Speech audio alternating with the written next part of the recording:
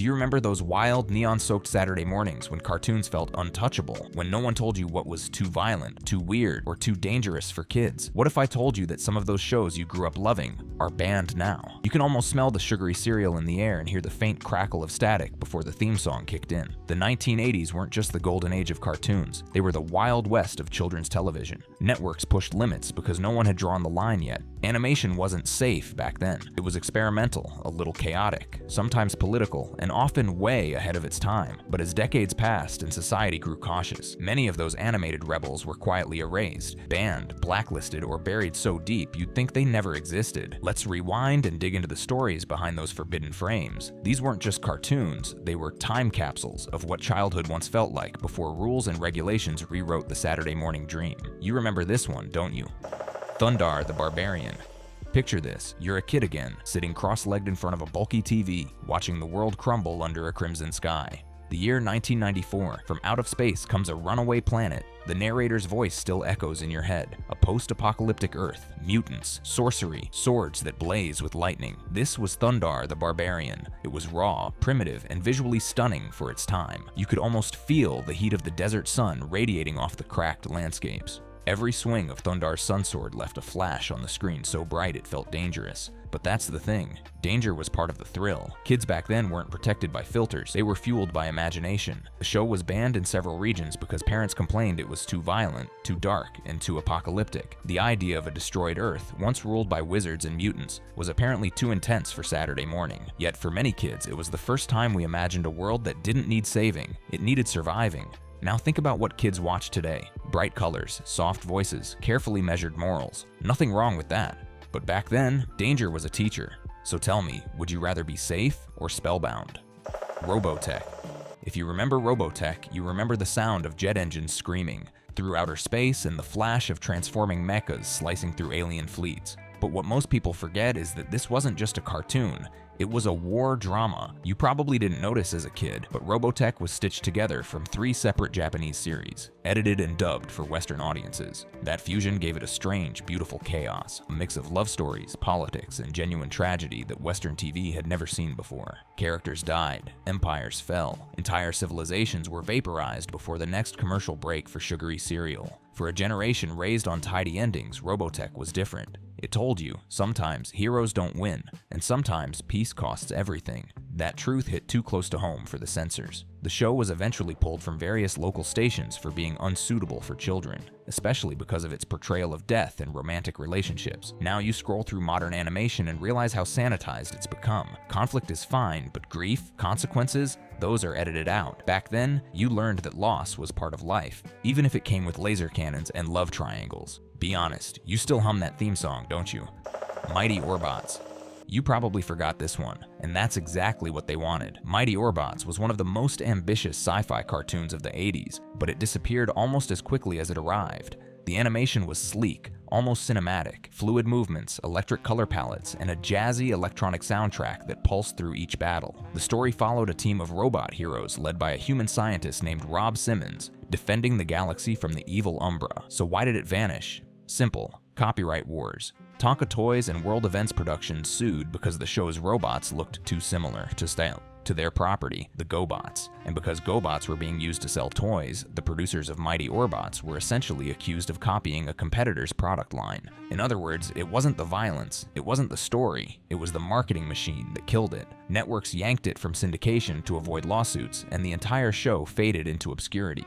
You couldn't even find VHS copies for decades. If you ever saw it, you remember the animation quality, cleaner than most American shows with Japanese artistry that rivaled early anime. And today, when everything old is being rebooted or reimagined, you wonder why Mighty Orbots never got a second chance. Maybe it's because some stories aren't meant to sell toys, they're meant to spark wonder. Have you ever noticed how some of the best things from your childhood disappeared for reasons that had nothing to do with you?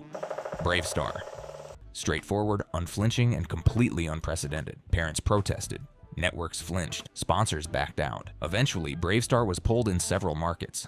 But if you grew up with it, you remember how real it felt. It was a cartoon that respected kids enough to tell them the truth, that choices have weight, that power without wisdom is dangerous.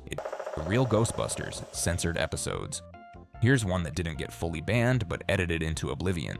The Real Ghostbusters, a spin-off of the hit movie, was the supernatural show every kid wanted to watch. Proton packs, slime, ghosts, it had it all. But after a few seasons, network censors started slicing episodes apart. Some ghosts were too demonic. Some episodes leaned too hard into occult symbolism. There was one infamous storyline where a possessed doll kidnaps a child, a scene so intense that parents flooded ABC with complaints. After that, several episodes were recut or banned from syndication entirely. It's strange when you think about it. A show about ghost busting got censored for being too supernatural. The irony is almost poetic. You remember the thrill, don't you? The eerie hum of the proton streams, the green glow of Slimer floating through walls, the way Egon's voice could calm chaos in the middle of a paranormal storm. Watching that show made you feel like the world was bigger, stranger, and more alive than you'd ever imagined. Now those episodes are scrubbed clean. Modern audiences get polished animation and predictable plots, but none of the edge that made you feel something beyond comfort. So ask yourself, what made those moments magical? Was it the story, or the fact that it wasn't afraid to scare you a little? You see, these banned or buried shows weren't just cartoons. They were experiments in storytelling before the world got cautious. They taught courage, loss, risk, and wonder in ways no safe show can. The 1980s dared kids to imagine more, even when the world said, that's too much. But trust me, we're just getting started. Some of the next ones didn't just vanish, they were erased. You ever notice how the most creative shows always ended the same way? Not with a grand finale, but with silence. No announcement, no reruns, just gone. One day you woke up, flipped to your favorite channel, and it wasn't there. That quiet erasure happened to more than a few legendary 80s cartoons. Inhumanoids. You might have forgotten the name, but if you saw it once, you never forgot the feeling. Inhumanoids was like a nightmare you couldn't stop watching. A world where scientists fought giant, skeletal monsters born from the Earth's core. The animation was grotesque and mesmerizing. The monsters, Mettler, Tendril, Decompose, were designed to make your skin crawl. Their movements were slow and heavy, their roars deep enough to rattle your chest. Saturday mornings had never looked so terrifying. But here's the thing, it wasn't meant to scare you for fun. The show was about balance, about mankind's greed literally unearthing its own destruction. It warned kids about pollution, corruption, and power long before those topics became buzzwords. The monsters weren't villains, they were consequences. Of course, parents didn't see it that way. They saw skeletons, gore, and nightmare fuel. Complaints piled up, networks panicked, and the series was pulled from many markets before its first full season ended. It became one of those whispered about shows. Did I dream that? Kind of memories. But you didn't dream it. You just lived in a time when TV dared to give you stories that stuck under your skin. Now, everything that might cause a nightmare gets scrubbed clean before it reaches your screen. But isn't fear part of what made those mornings so unforgettable? Dungeons and Dragons. The final episode, Requiem, was written but never aired, a haunting, unfinished goodbye. It wasn't about magic at all. G.I. Joe, the movie, original ending. You remember the catchphrase, Yo Joe, the energy, the explosions, the sense that heroes never die. But behind the camouflage and laser beams, something darker almost made it to air. The 1987 G.I. Joe. The movie was supposed to kill off Duke, the show's beloved leader. In the original script, he's impaled during battle, whispers a farewell, and dies as the Joes win the war. The animators even completed the scene, but then something unexpected happened. Transformers. The movie hit theaters first, and Optimus Prime's death devastated kids nationwide. Parents were furious. Toy sales tanked. Hasbro panicked. They ordered G.I. Joe, the movie to be rewritten before release. Instead of dying, Duke suddenly falls into a coma, and at the very end, off-screen, through a single line of dialogue, you hear someone say he woke up. Instant resurrection. That original version was effectively banned before it even aired. Censors didn't want to risk another public outcry. But the loss was bigger than one scene. It changed how children's shows handled mortality forever. From that point on, death became taboo in American animation. Probably didn't realize it at the time, but you grew up in the moment when TV forgot how to grieve. Doesn't it make you wonder what else got rewritten? What other truths were swapped for safety lines? Toxic Crusaders. Now, this one was wild. A mutant anti-hero cleaning up the world one radioactive mess at a time.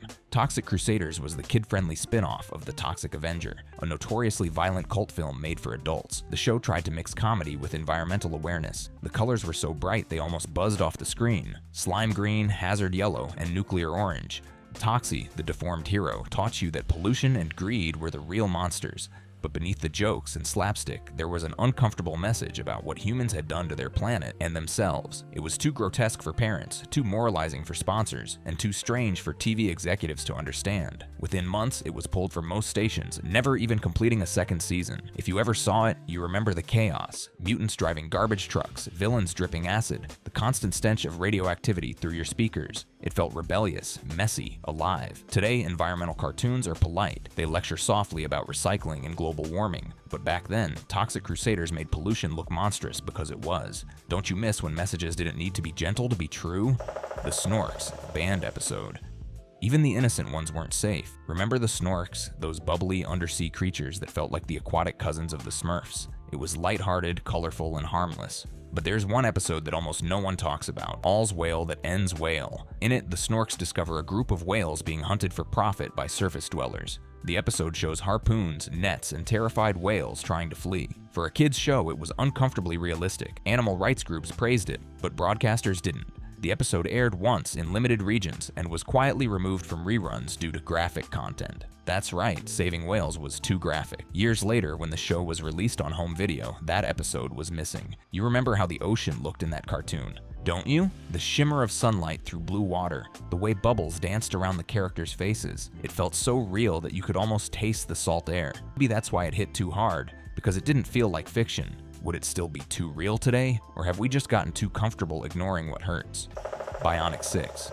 Now this one hurt to lose. Bionic 6 was the perfect fusion of family, technology, and heart. A blended family of heroes enhanced with bionic powers, fighting villains in a neon-soaked future. You could almost feel the hum of circuitry under their skin, the electric spark every time they powered up. The show celebrated diversity, love, and teamwork long before those were marketing buzzwords.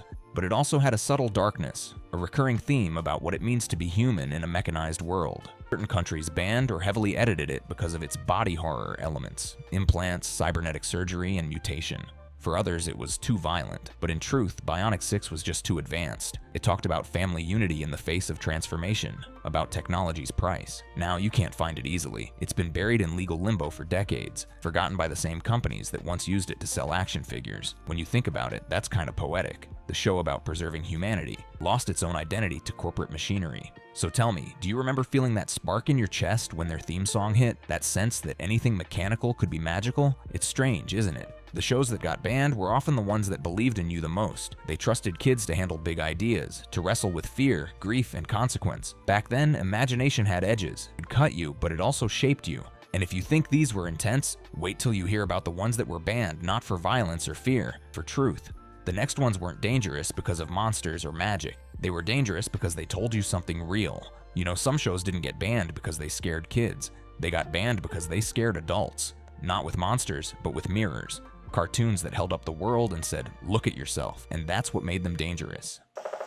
Tiny Toon Adventures, Lifers, Jammy the Dasher, Elephant Issues. Now I know Tiny Toon Adventures was technically early 90s, but its DNA was pure 80s rebellion. The same animation, teams, the same chaotic humor, and the same guts to push limits. The episode Elephant Issues still echoes in controversy today. The segment One Beer featured Buster, Plucky, and Hampton finding a single bottle of beer, drinking it, and spiraling into a chaotic joyride that ends with their car plunging off a cliff. It was a satirical anti-drinking message, clear as day. Parents didn't see satire. They saw cartoon characters dying. The imagery was shocking. You remember it. The night sky turning red, the squeal of tires, the flash of headlights on a cliff's edge, and then silence. It was meant to be dark humor, but kids didn't laugh. Some cried. And that was it. The episode was banned from all reruns, labeled inappropriate. It's strange, though. The same generation that grew up watching Wile E. Coyote fall off cliffs couldn't handle Buster Bunny facing the consequences of one bad choice. Do you ever think the lesson might have worked better because it hurt to watch? COPS.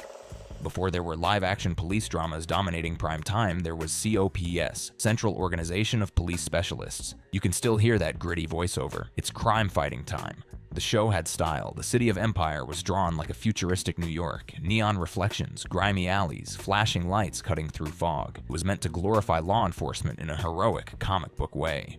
But time changed how it was viewed. By the late 80s, the show started disappearing from certain networks, not because it was too violent, but because it was too real. Critics said it normalized militarized policing and racial stereotypes. Others claimed it glamorized force over justice. Years later, during re-airings, even the name became a problem. When real-world policing came under scrutiny, COPS was quietly retired from syndication altogether. It's almost ironic, what started as a symbol of justice became a casualty of changing times. But if you were a kid, you didn't see politics. You saw flashing sirens, high-tech gadgets, the hum of hover cars, the satisfaction of good beating evil. You believed in order, in right and wrong. Now, that simple clarity feels like something we're not allowed to feel anymore. Do you miss when cartoons let you root for heroes without needing a disclaimer? Fat Albert and the Cosby Kids. Busted. This one hurts because the show itself was built on moral lessons. You remember Fat Albert, those scratchy animation. You remember Fat Albert? Those scratchy animation lines, that warm, jazzy intro, and the sound of kids laughing in a junkyard. It was funny, real, and always ended with a message that stuck. But one episode crossed a line no one was ready for. Busted, the drug episode, was written to show kids the dangers of addiction. Fat Albert's friend Rudy tries drugs, thinking it'll make him cool, only to spiral into paranoia and collapse. The scene was raw, his voice breaking, his friends crying. It didn't hide the pain. When it aired, some parents called it too intense, others called it necessary, but after controversy built, networks pulled it from syndication altogether. Decades later, you can barely find it anywhere. It's strange to think about. A cartoon trying to save kids from real-world harm got punished for being too real. Today's shows mention self-care, but never the abyss. Back then, Fat Albert walked right up to it and said, "Don't fall." Didn't that honesty make you trust it more? Captain Planet and the Planeteers, Population Bomb, and Deadly Ransom. If you grew up in the late 80s and early 90s, you remember that feeling. Captain Planet's glowing hair, the swirl of the elements coming together, and that voice shouting, "The power is yours." But not every episode survived. Population Bomb tackled overpopulation and family planning head-on. It was pulled from rotation in several countries, banned outright in others. The reason? It mentioned birth control and the consequences of unchecked population growth. Even the hint of that subject was considered taboo for children. Another episode, Deadly Ransom, showed eco-terrorists hijacking a plane with hostages, a storyline written years before 9/11 but banned afterward for sensitivity reasons. The world changed, and suddenly the cartoon's villains felt too real. You can almost remember the tension of those episodes, the sound of machinery choking forests, the planet gasping for breath. Captain Planet didn't just fight pollution, he fought apathy. He made kids care. But caring has always been dangerous when it makes people uncomfortable. Now we have polished PSAs and soft documentaries, but no one tells you flat out, "The world is dying unless you help." Captain Planet did, and that's why he disappeared. You ever wonder if we'd take the planet more seriously if they'd let him keep talking? Silverhawks. This one wasn't banned everywhere, but certain countries pulled it off the air for reasons that almost sound unbelievable today. Claims of occult imagery and cyber-demonic design. Today, claims of occult imagery and cyber-demonic design. Silverhawks were part metal, part human, heroes who flew through space fighting Monstar, a villain who transformed under a red moon into a chrome-plated demon. Transformation sequence, his eyes glowing, his body reshaping, looked too much like something from a heavy metal album cover. Some religious groups went after it, calling it satanic. Imagine that. Kids watching a cartoon about teamwork, courage, and sacrifice, and adults only seeing the devil in the details. But you remember how cool it was, don't you? The metallic shimmer of their wings, the guitar riffs that kicked in during flight, that perfect blend of rock and heroism. Silverhawks made you believe the future could be shiny and good, and yet that shine was what scared people most. Maybe that's the real story behind these bands. Every time something shined too brightly, someone decided to dim it. Denver, the Last Dinosaur. Talking dinosaur playing electric guitar? It sounds innocent enough, and it was, mostly. But one particular episode crossed into controversial territory when Denver accidentally consumes what's implied to be a psychedelic substance at a rock concert. The colors went wild, the music warped, and suddenly the fun-loving dinosaur was stumbling through what looked suspiciously like a hallucination. The episode was meant to parody 60s counterculture, but parents complained immediately. Networks edited it heavily for reruns and eventually pulled the episode entirely. Denver, the dino who sang about friendship and fun, had accidentally wandered into taboo territory. It's almost funny now. Cartoons trying to teach about culture and creativity ended up silenced for trying too hard to be honest. You remember that opening song though, right? Denver, the Last Dinosaur, He's My Friend, and a whole lot more. It wasn't just catchy, it was comforting. It reminded you that imagination didn't need permission. Now, every creative risk gets focus grouped to death before it reaches you. Maybe that's why nothing feels quite as alive anymore. Gem and the Holograms. Outrageous, that's the only word for it. Gem was glitter and glamour, synth-pop rebellion with a feminist pulse. It was loud, messy, and absolutely fearless. But one episode, Culture Clash, got banned for years because of its depiction of punk subculture. The storyline featured graffiti, body piercings, and lyrics that mocked authority. Networks claimed it glamorized rebellion. Others thought the fashion was inappropriate for young girls. The irony? Gem was one of the first female-led shows that actually talked about independence, identity, and creativity. It celebrated being different, but that difference made sponsors nervous. You remember that shimmer in Gem's earrings, the way the holograms glowed around her, the pure electricity of it all. It wasn't just entertainment, it was empowerment. When they silenced her, they didn't just cancel a show. They muted a generation of girls who wanted to be loud, bright, and unapologetically themselves. Do you ever think about how much color they drained from the screen when they did that? It's strange looking back. Every banned cartoon seems to share one thing. They trusted you. They assumed kids could handle truth, complexity, even discomfort. And maybe that's why they didn't survive. And then, somewhere between the early 90s and the turn of the millennium, something strange happened. Saturday mornings started to feel quieter. Not just because you were getting older, but because the cartoons themselves were disappearing. The ones that once defined your childhood, the noisy, the bold, the rebellious, were being rewritten or replaced. So tell me, if you could bring one of them back, untouched, uncensored, raw, and real, which one would it be?